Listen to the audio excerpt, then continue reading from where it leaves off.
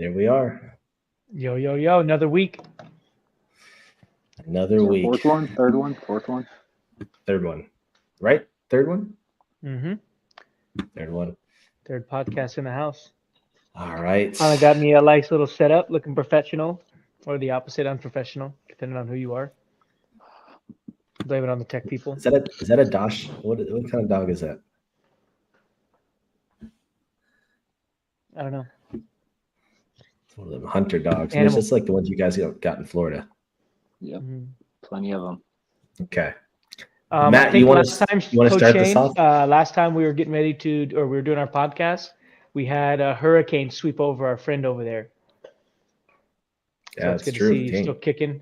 I'm glad you knew how to swim. If you didn't know how to swim, rough Yeah. shape. Yep, it was all good. But glad everything's good. Glad we're all rolling back here for podcast number 3. You want to go ahead and air the first topic over there, Mr. Martirosian? Let's see what we Let's got. do it. Uh-oh. Stop throwing hundreds of pitches without a reset. Matt, do you want to go in like what we're asking or what we're talking about with this? Yeah, basically the main thing. Would you put the topic back up there? Yeah. So basically, we're looking at trying to have our pitchers pitch all the time. They basically go from throwing fall ball to throwing in their high school season straight into summer without taking any rest. They basically peak their arm all the way to, getting up to 80 to 100 pitches. They basically stay at that pitch count, and they never allow their arm to reset from the fall to the spring to the summer. So they basically go nonstop without taking any rest. It's kind of the main idea behind this topic. So I just kind of wanted to bring up maybe what you guys thought about resting your arm or not resting your arm, or you've heard some others, or if it's true or not, of MLB pitchers who take time off from throwing, and then when they first come back to throwing a baseball, instead of getting back into baseball practice, they start to warm up their arm or get their arm back in shape by throwing a football. I don't know if you guys have ever heard that, concept, the Yeah. Max Scherzer concept, or some of the best in major leagues, when after they're done taking their rest or their reset, they come back throwing a football. But I just want to start with what you guys thought about for having a reset, or if they need a reset, or how long a reset would look like. Do you want me to leave this on the screen? No, just I think take the question off so then I can, because if I clip you talking, Okay. it'll have the words in it. Cool. Mitch, why don't you jump into it? I think it depends on the arm, because you got guys, I mean, this is extreme, but guys like Trevor Bauer that never take, any time off during the whole year. So it's like, obviously that guy's working on his mechanics and making sure that he's really efficient to the point where he can train that intense. But if you got a high school kid that doesn't have a great arm action, like he's going to need to rest, because if you just abuse the bad arm action, it's going to break eventually. Yeah. And I agree with that, but I think that for that to actually happen, Mitch, it's like 1 to none. Like there's no guys that really can go year round and throw that much. And I think he's one of a kind. I think for the average high school pitcher, or if we're just talking travel ball, like these kids are having so many arm issues, and it's getting younger and younger. And I mean, I think we all at one point went through that phase of throwing too much and your arm was hurting. And I think it's our bodies telling us that we need rest. And I think that there should be a rest period for every kid. I mean, dude, you look at Mitch, you look at like Hunter Green, that guy has been throwing hard his whole life. And it's only a matter of time before something happens, in my opinion. Yep. Or Paul Skeens, Hunter. right? Yes, fiends. You feel But better? Shane, when Hunter was with us, Go ahead. when Hunter was with us, he had that really long arm action. You remember, and he got Tommy John, and then when Bauer was traded to Cincinnati, they worked together a bunch, like rebuilding his arm action, and he made some like huge changes. So I'm sure he was going to break eventually throwing that hard, but like I don't think he's had any issues since that change with whatever his mechanics were with Bauer. Yeah, and I think though, but Bauer's figured it out. Whatever he's gotten, and his whole crew though, because you got to remember when he came over, he brought a bunch of people over with him too, and Yeah. I think that's the beneficial part of it is you can throw hard, but it's so much more than just throwing out. Like there's so much data and Mhm. stuff that goes into it that these kids need that at the younger level you're not going to have. That's Well, true. that's the problem is they don't have. It's not just the when you look at some of the pitching programs. It's not just having the pitch counts or the throwing down. It's the whole process of building your legs, building your arm, building your shoulder, building the full body, as opposed to just like having a 10-year-old going out there throwing 80 pitches every single weekend or every other weekend for a tournament. And I think too something that also goes in which people don't really think about as well is like a lot of times too in high school ball and younger is that guy goes out and pitches, game one, he throws 60 pitches, let's say, or 70 pitches. Then he comes out from pitching and he goes and plays shortstop or he goes and plays third base. Now he's making those throws between innings. Not only did he warm up for the games, has the game throws, then he goes to third, has the warm ups between innings or short. Then the next day he's going back to third, making those same throws. It's just like things where it's like, how many throws is he really making in a day or two span every single weekend, plus practice, plus lessons, all of that kind of attributes. So you really need to like take in account like they need a reset. And I know Coach Shane and Coach Mitch, we were talking about having kids play other sports. And I think that's just like something that's super is to just like lay off that arm, even if it's for a month, or 3 weeks or 6 weeks to give that body a reset. Yeah. And Sure. that's hard. Like Mitch, I don't know if you remember, and Matt, did you for you like in college, did you have time where you took off? Or was it pretty much like I took off time for sure. Right when baseball season ended, I wouldn't pick up a ball for, I would at least give it 3 weeks or a month. That doesn't mean I wasn't working out or lifting or doing whatever. Maybe I would take a week off of no activity whatsoever. But I think from, I would say maybe like sophomore year on of high school, maybe junior year on of high school, you can't really afford to take any breaks. That's when people are passing you up over the summer. Now, I'm saying throwing breaks for sure, but you need to be lifting, maybe doing agility programs, speed training, stuff like that. Find different ways to get better without putting so much stress on your arm. did you take time off, Mitch? Like, because that was hard for me. I struggle with the time off in the It off was season.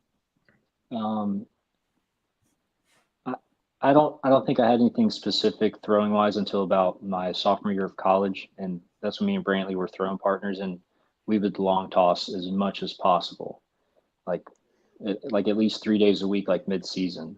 And then that seemed to keep my arm pretty healthy. But when that first off season rolled around, I don't think I picked up a baseball until like 3 weeks until spring training, and I think I did that for about 3 years in a row, and I never had an arm issue.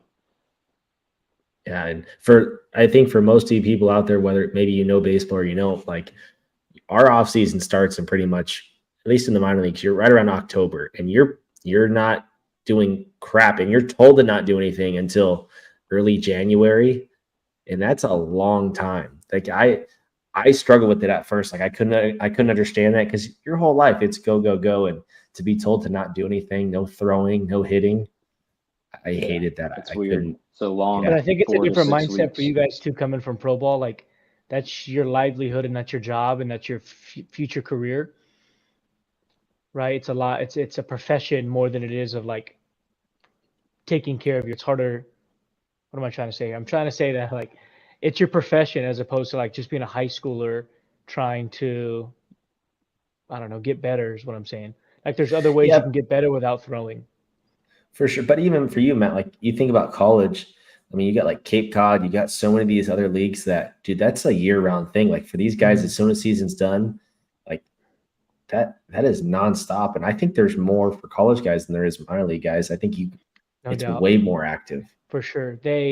I noticed this year as well with the MLB draft, a lot of those top pitchers who came straight out of college, they shut them down, or they only threw so many innings. Paul Skeens is kind of a freak in that sense, but a lot of the guys the Angels drafted, being that I'm an Angels fan, they didn't pitch.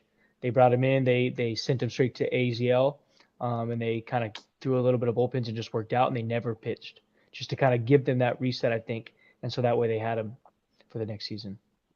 Mitch, did you play in the COD? No, I played in the New England God. League for like 2 weeks, and then I was ineligible to play because I was The transferring. Cape. The Yeah. Cape. The cod. I'm The thinking we're cod. fishing over here. I Playing the do think cod. Japan's a good example though for that too, because the Japanese they have in high school, those pitchers get abused like nothing like we see over here. They're throwing like 9 innings on Friday and 9 innings the next day, like, and all of the and they really focus on mechanics over there. They're really efficient. They're very like very detailed with all of their work.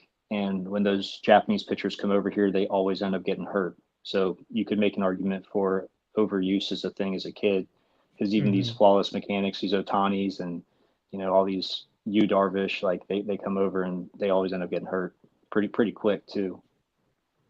Yeah, for Not sure. Okay, I'm very interested to see this next topic because I think Matt and Mitch are going to have two different perspectives on this. So we're going to jump into something else now, and we're going to talk about bench press versus like barbell press or any of that. Should you be doing it? Matt, why don't you start us off? I'm only talking about barbell bench.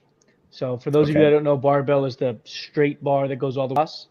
I don't believe that baseball players should be touching the barbell for anything chest related or bicep curl related at all.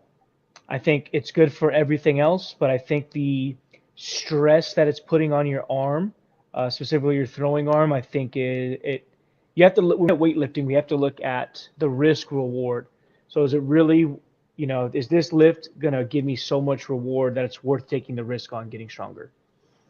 I think when you're using barbell bench, it allows for your weak arm. So let's say you're throwing a lot, it allows for what you're pushing them together as opposed to one arm strength.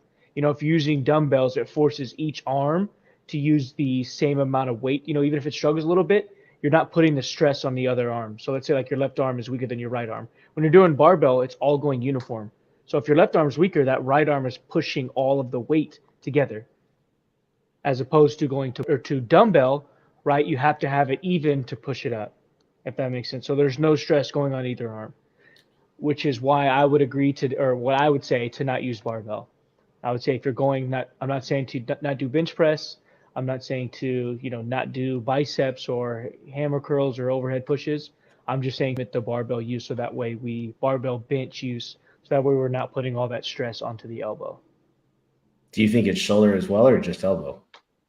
I think it's primarily just elbow on bench. I have some background with the kinesiology, and I think that's when we get it's called valgus or varus overload. And basically, that's when you're overloading the joint on the elbow. And that happens when you're pushing weight that might be too strong for the one arm. So that's when it feels all of that extra press and all that extra force goes into the arm. And then when you're throwing on it as well, that's when you get that overload for that arm. I don't know what you guys think about that, but I strictly keep my players away from the barbell. I still encourage them to lift heavy with the dumbbells to do dumbbell bench. I try to make sure, we're going a little bit at a 90-degree angle and going to about 90 so we're not coming all the way past our chest to blow out our arm, keeping it at 90, keeping our push through our chest. Mitch? I think this is one of the areas of baseball and training where they mesh that no one's really figured out a solid answer yet. So like there's an argument for both sides, like all the stuff that you just said, Matt, like that's a really good point. And then they have the arguments that, building that pec muscle, like having the core braced and not like moving side to side. But like I'm more in favor of what you're saying. Like I think if I had to do one, I would rather do dumbbells because it's a little bit more of a fluid movement. You're not having to brace so much. But for me, I think push-ups trump both of them because it's like, okay, you can bench, let's say you can bench 315, like that's you're moving some weight, but like, can you do 80 push-ups in a row without your muscles and tendons getting tired? Like, I think that's, especially for baseball, I think that's way more important than how much weight can you move with dumbbells or a barbell. But let's then with your point, let's talk about risk and reward. If your risk in push-ups is what? You get tired and you fall on your chest or you fall on your face as the I think result of shoulder impingements. I think if you're gonna say like to do push-ups is the lowest risk out of any of it, right? You're gonna get your chest stronger, like you said. Like there's no real risk in doing a push-up, right? Mhm. No matter how much stronger you are, it's body weight. It's pretty natural. You can do different variations of push-ups. You can do push-ups on a bench if you need to. Yeah. Over, then you go to bell, right? Probably more risk. Maybe you get a little bit stronger doesn't mean helps you nonetheless, but then barbell being the most risky. So why would you Yeah. take an unnecessary risk, no matter what age level you are? Your high school season's only 3 months long. Because Yeah.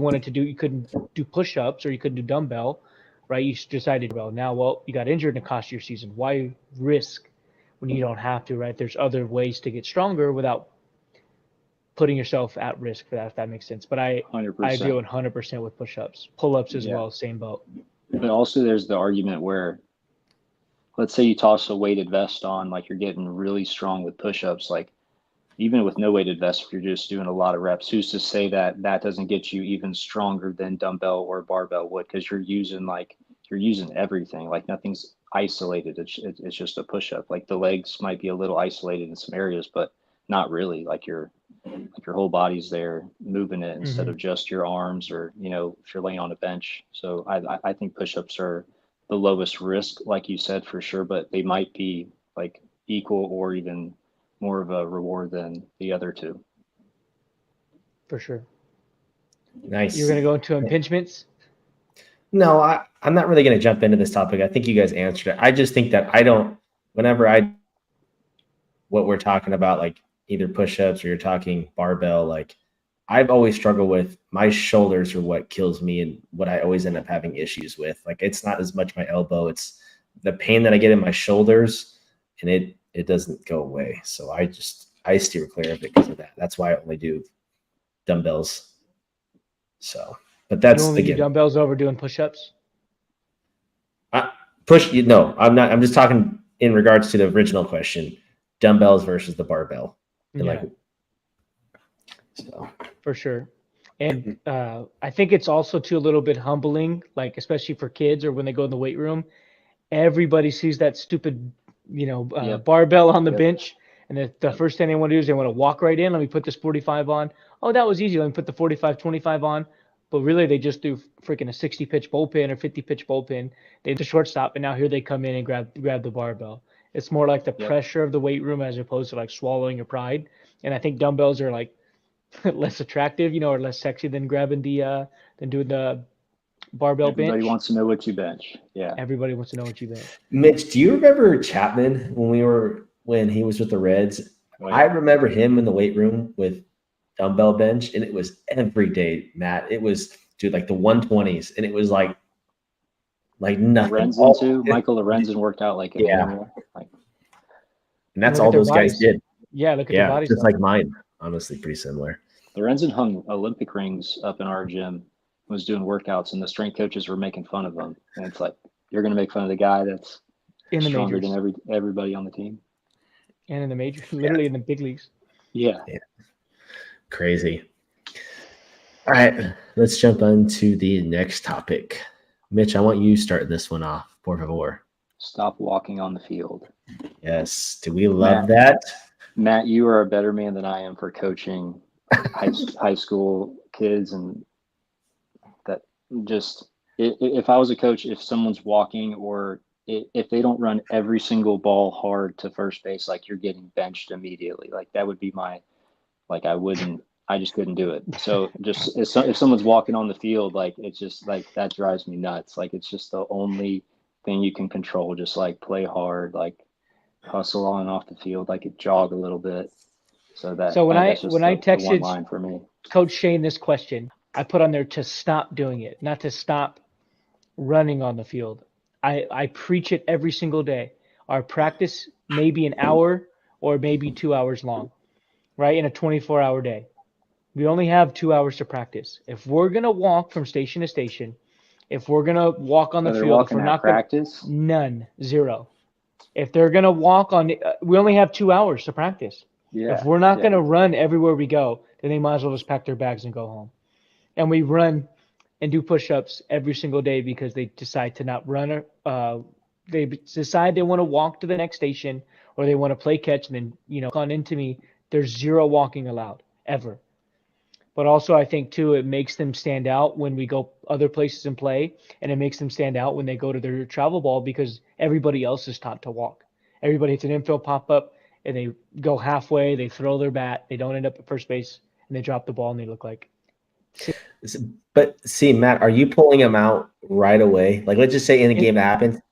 No, like that middle of the inning. Middle of the inning.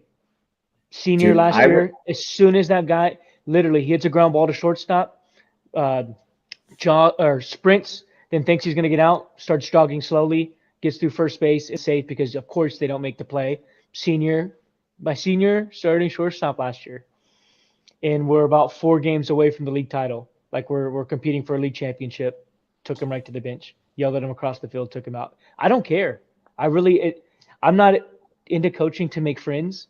It doesn't bother me. We're going to play the game way, which is whatever my way is. And if it's not, it is what it is. Like I'll die on the vine. But I've been raised in a way of coaching to appreciate the game and to have respect for the game. And if you're not going to respect the game, I really could care less about winning. We're going to do it my way, and we're going to do it the right way or get out. Love it. Mitch, were you there when, was it your year or was it my year when Jose Siri, when he stayed after with Eli? That might have been my first year. That was your first year. Yeah. So Matt, Siri is, for you guys that don't know, Jose Siri, it was Mitch and I's teammate. He's in the big leagues now. So he was on the verge of, he struggled his first year, wasn't playing well, but you knew he had all the tools, the greatest athlete ever. Everybody knew it. He had a game in the AZL, which means nothing. He was walking. He hit a ball and walked. It didn't go to first base. And so Eli, our coach, he pulled him out. Or no, I think he kept him in the game, right? So after the game, he took him to the outfield and made everyone else stay on the side. And then he's like, I'm going to hit you balls, and you're going to go after him. It hits Jose Siri the first ball. Jose Siri grabbed the ball, turned around, checked it over center field, and then walked in. Benched him for like 3 games, and then it was like nothing ever happened. Yeah, you don't tell Siri what to do. Can you imagine that, Matt, as a professional, like to see it too? Take the ball, turn around. That is the most entertaining player in the big leagues. I'm telling you, you watch that guy go 0 for 4 with 3 strikeouts. It's absolutely entertaining. Do I tell your story, Shane? You chucking the ball back at our high school coach? I don't remember. Yeah, I'll save it for another day. It's okay. Jose Siri, if you're watching this, get your ass to first base. All right, next question. All right. Stop trying to skip fundamentals. Matt, what do you mean by this? Stop trying to skip the basics. We were talking about this in a prior video about hitting and doing a leg kick. We have these huge leg kicks. We have players wanting to run before they can crawl. Don't skip the fundamentals. Hitting coaches, don't stop teaching approach. Teach the approach, teach the fundamentals, teach situational type baseball. And I think as they get older, their bodies will catch up as far as strength, and as long as they're taught the fundamentals and how to play the right way. That's what I mean by that. So it's more like, I don't know what you guys see in your lessons every day, but how many kids come to you without having the basic fundamentals? Yeah, that's why they're there. Most of them, at least. Do they not have the fundamentals when they come to you? I mean, there's a certain age when if they come in, they're 10 years old. Like I had a kid today, it's his first year playing baseball. So it's like, all we're going to work on is fundamentals, but also I might work with an older college guy tomorrow, and we're still going to be working on fundamentals just at a much more detailed level. So I think the only thing there is fundamentals. And if you're skipping like the basic step-by-step stuff to learn the basics of the basics, like if you're skipping that, you're really digging yourself a hole. Yeah, that's huge. I think the best example is when kids don't want to hit off the tee, and they'll hit. Crazy. We'll take a swing, and they'll completely miss the baseball or break my tee in half, and they want me to go into front toss, and the baseball's not moving at that point. You can't hit it. How do you really expect me as as a person to sit there and let you go into something else when you can't even hit the baseball that's not moving right now, and you tell me that was your practice swing, and then you do it again? No. Or you do PFPs, which is pitching fielding practice for those of you out there, basically where the pitcher has to like get up on the mound, throw a pitch, and then the coach hits a fungo, and your pitcher gets down and chucks one to the backstop. If you can't even get the ball near the plate in a PFP, how do you expect to be successful? So in the game, kind of the same thing. It's just like these guys, what are you laughing at? Well, you're talking about that. My first day in Daytona, Matt, Mitch, do you remember what happened? I'll gladly tell the story. Shane. Fundamentals. Fundamentals. Shane comes in, and we took IO a lot in Daytona. We had Eli Maria as our manager, and he liked to work us before the games. And we go out to take IO. Shane's starting in left field that night. He's the first one up, takes his throw, and sails whoever he was aiming at. And Eli told him to go in the locker room, kicked him out of IO on his first throw. Matt, I went halfway up the backstop.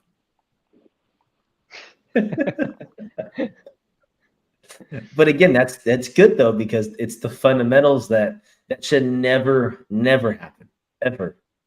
Right. And that's what they do that's every single day. It's a so-called professional that's doing it too. And I got my butt chewed out, and I remember As you that. should. Just one hop it, Shane. Yes. Just one hop it. Matt, what about you in college? Was fundamentals taught, or was it already assumed? I mean, yeah, we could go into this whole story and talk about it, but I think when I went to college, I was already ahead because of what we were taught in high school, of what we were taught prior to there.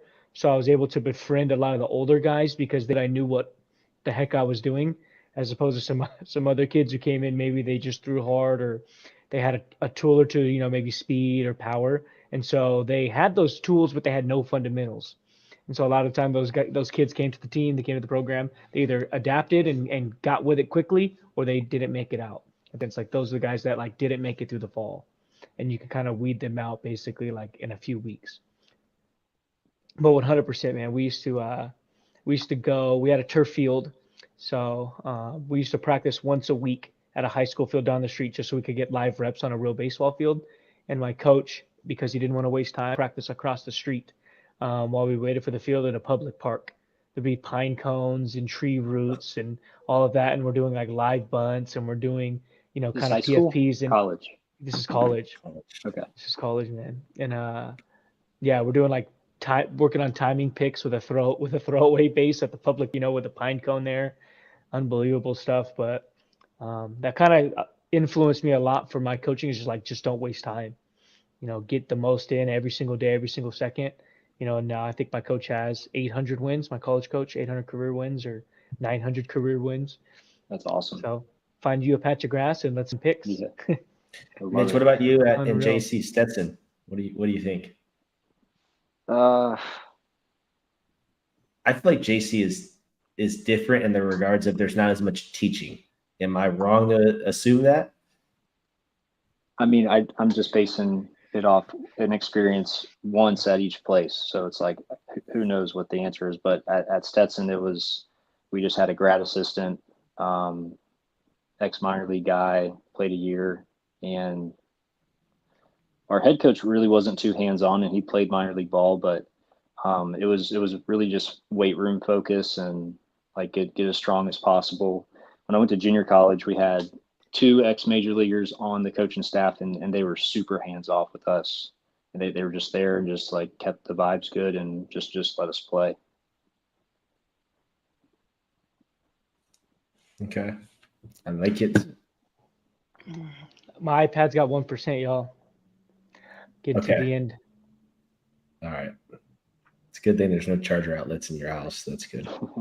I got 6 plugins right now for the mic and the light, all plugged into the USB at the bottom. Jeez. All right. Well, why don't we just call it there then? Because it's about to die then. So we're already at 30 minutes anyways. Matt, I think next time, suggestion, let's do some kind of baseball product review. Let's talk about some kind of tools, maybe tools that you can use to help influence or help Why don't prepare you. Why don't to we do that. talk Timberbat company? Down? Let's talk Sounds good. the advantage of flat bats. Heck So yeah. I think it'll be I'm cool. in. Good stuff. Thank you to Cool, everybody cool. that tuned in. Mitch, we're glad you're alive. Live and And well. to the hurricane. Dodge this. All right, fellas. Love you guys. Adios.